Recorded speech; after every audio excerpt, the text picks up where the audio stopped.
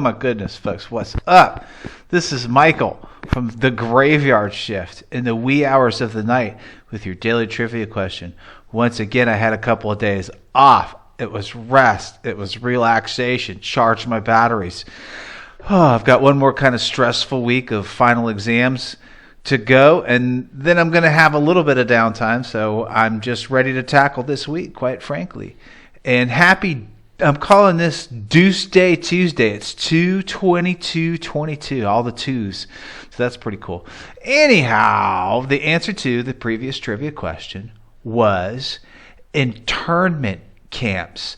Now, issued by President Roosevelt on February 19th, 1942, which was the focus of the trivia question, was Executive Order number 9066, which authorized the evacuation of all persons deemed a threat to national security. So in the wake of the bombing of Pearl Harbor, which was only 2 months prior to this basically, what it amounted to was anyone with Japanese ancestry. And this was especially so on the West Coast. In the next 6 months following the issue of this order, over 100,000 men, women, and children were evacuated to and confined in isolated, fenced, and guarded relocation centers known as internment camps, or concentration camps, basically, is what these were. Within days, homes, farms, businesses, and most private belongings were simply lost forever, as people were uprooted and they had no method whatsoever by which anyone could appeal their loss of property and personal liability. None of these types of methods were incorporated into Executive Order 9066. You just simply were uprooted and relocated for nothing more than being Japanese American. Nearly 70,000 of the evacuees were already American citizens, folks. Wow. So life in internment camps included sparse collections of clothing and possessions, shared tar-papered army-style barracks, eating in common facilities, and using shared restrooms. So in other words, again, their livelihood, as they once knew it was gone forever, and they had no way of reclaiming anything in their past. And they had to live under these conditions. The Supreme Court would go on to uphold the president's executive order in at least 2 wartime cases.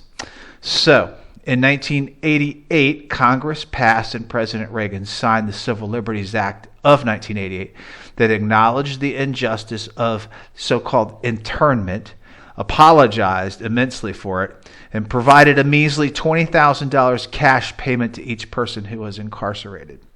So we did make an effort to make reparations in that regard. Now, I've included a picture in the top right. And I don't know if you noticed when I did the trivia question, I included that red circle of that picture, and I did that on purpose. That picture, overall picture, is was taken in an internment camp in Colorado. That's a family where they are actually in the internment camp. This woman held up this picture while the picture was taken to show that that is a picture of her son, who was actually serving in the military at the time that they were evacuated to or taken to an internment camp. So sometimes history is not always nice. Sometimes history is ugly, but it's history nonetheless.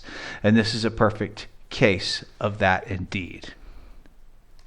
On to something perhaps a little more patriotic.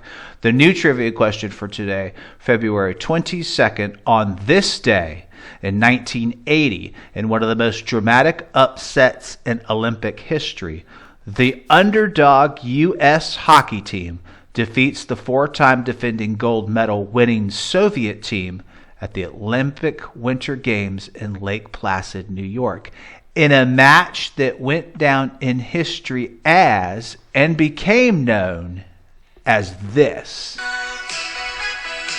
Have a good day, folks.